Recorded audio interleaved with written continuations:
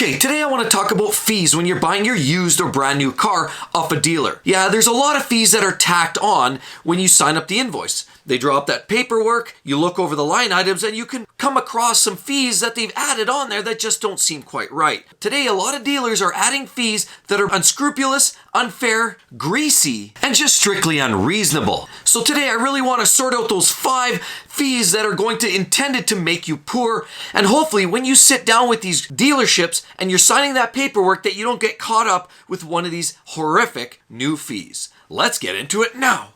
So the first fee on my list, and it's one of the more recent and even more greasy fees that we're starting to stumble across, it's called the market adjustment fee, and that's strictly because of supply and demand. Recent changes in the market have driven car prices really high, partially because low supply, high demand, people are buying, interest rates were quite low last year. Dealers are finding themselves in a position with the upper hand, and they are able to tack on extra dollars on top of anything that they were seeing above sticker, MSRP. A lot of these dealers are calling it different things, but at the end of the day, market adjustment fee is one of those items that's really greasy, and they're taking advantage of the consumer. But here's a trick. Don't get sucked into that. If they're trying to pull that off on you, basically tell them to pound sand. As a matter of fact, I've got a classic story here in Edmonton where I'm from. There's a classic dealer, and they're selling this Kias. So there's this gentleman, and it literally happened here. There's a storyline about this. A guy went in there.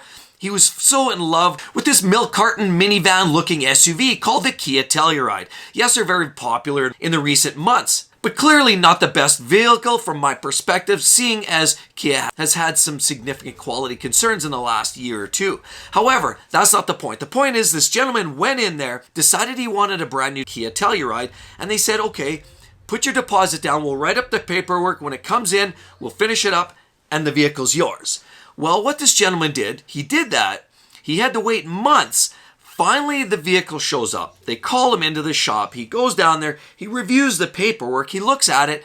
And all of a sudden, he's going through the line items. And there's one of the items says market adjustment fee. And it's for $2,400. He's asking, what is that? We never talked about that on the front end. And the dealership service manager came over and tried to explain it to him that yes, we have the availability or the power and control to tack on extra fees as needed. Well, clearly that's something that's outdated and that's been happening for the last year. But the tables have turned. We're no longer in a place. And know this, if that dealer's trying to pull a fast one, get the hell out of Dodge. I would even insist that we look at hard coding that contract even beforehand. Clearly, there must have been an open-ended loop where the dealer felt compelled and justified in adding this $2,400. Needless to say, the gentleman had no part of it. The dealer offered up his refund. He walked out very, very unhappy, and months wasted waiting for that brand new car. Don't get sucked in. It's just not needed in today's day and age. The tables have turned. So the second fee that a lot of these dealers are starting to tack on there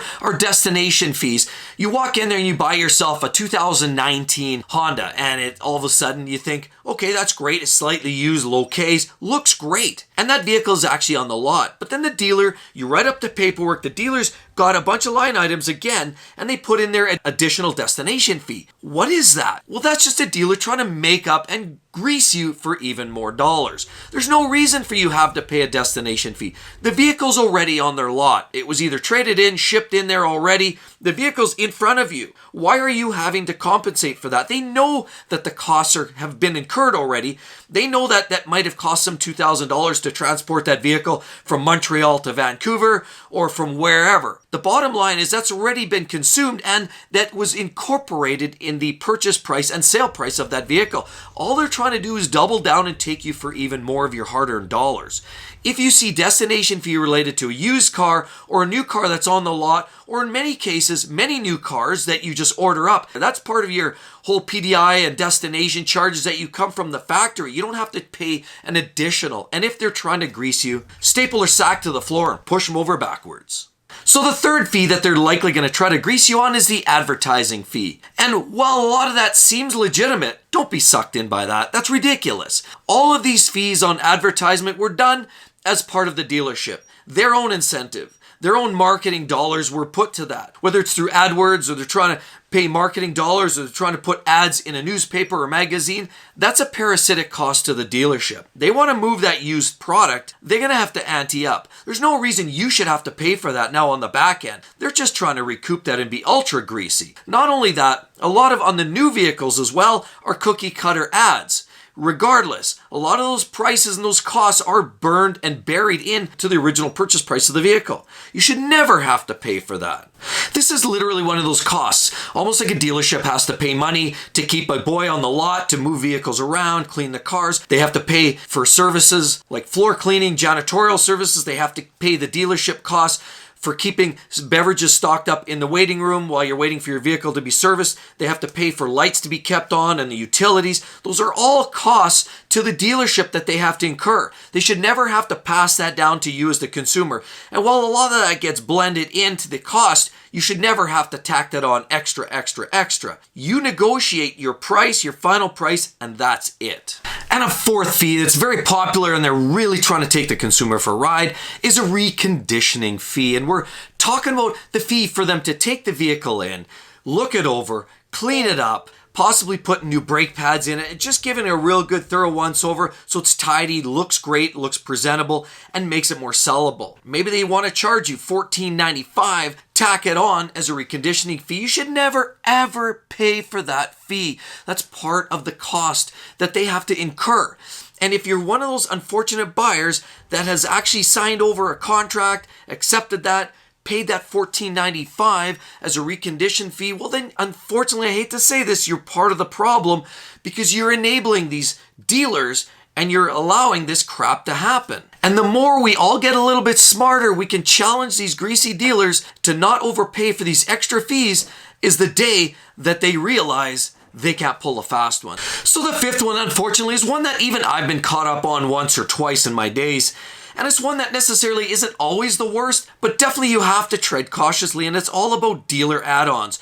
Don't get stuck paying for full price for a bunch of dealer add-ons. And what are those things? For example, window tint, paint protection film like 3M or Expel, window etching or ceramic coating, possibly low jack, stereo system, roof racks. I mean, you name it. Sometimes you'll even put lift kits on pickup trucks with bigger tires. And while there's some value to some buyers to have some of those add-ons, and you can even justify it to yourself or maybe your spouse or girlfriend, boyfriend, say, hey, I was going to put those parts on anyhow. The sad part is they're charging you all of those costs times 2, times 3, and that's where you overpay to the extreme. So really what you want to do is say, look, I didn't want those things. I wanted this base Toyota Camry, and I didn't want all these extras. And I actually recently bought a Toyota Camry, and I found that the dealer, when I asked them how much for paint protection film, they said just for the nose and the mirrors, and that's all you pretty much got, was you were paying $2,000. I said, no, scrap that idea. I took the keys. Once I got possession of the vehicle, I said, forget it, wipe that, no dealer add-ons, because I ordered it fresh from factory. I drove it right down to the aftermarket shop, one of the shops that they actually deal with, and I had even more film added. I did rockers, I did rear quarters, I did in the handle areas, I did a whole pile of different stuff, A-pillars and the works, all of this extra stuff, and I did it all for about $800, way more film. I had the choice of the type of film, which is a better quality, and of course I did it for much less money. So don't get sucked in paying dealer add-ons. They're going to try to package things up to make them nice. Sit in the showroom with the dark windows and all those extras. They're trying to take you for a ride. If you want some of those items, it's not a crime to want some of those items. For example, window tint or paint protection film, that's fine. And if they don't want to negotiate the price of those things off because you say, look, I didn't want them, and I have yet to meet a dealer that will just sign off and give them to you. That will almost never happen. If they will, take it and run. But if they won't, then at least ask for pure invoice. I want to see wholesale costs, and maybe do a little shopping independently. Take that away. Go do your research. How much is paint protection film? Well, I shouldn't be paying more than $800 for that. I shouldn't be paying more for tint. I should be paying this, that, and the other. You come back then and you say, hey, this is what I would expect to be paying. You guys probably even get a better deal because you deal in volume, but understandably, this is a business. But I won't pay more than this. Negotiate. Never pay their add-on prices for these dealer add-on components, or you're guaranteed to get rooked. And it's very much driven to keep you poor. So regardless, if you see any of these 5 fees or all of these 5 fees, then walk away or at least negotiate them out of the contract. And if the dealer's not willing to do that, well, just know that you are being part of the problem. I've been part of the problem. We need to wipe that clean. We need to hold these dealers accountable. We need to be sharper. We need to work together to make sure that we're able to stand up right on that contract and know that we got a strong deal and then we're not overpaying. Because remember, inflation's high, interest rates are rising, and now we're in a place where we have a stronger hold on this, and dealers are now having to get more creative to get our business. And with all of that said, you're going to love that video. It's going to help you. Things not to necessarily tell the dealer when you're going in to maximize your buying power on the next new vehicle purchase. Hope to see each and every one of you on the next one. See you real soon. Bye-bye.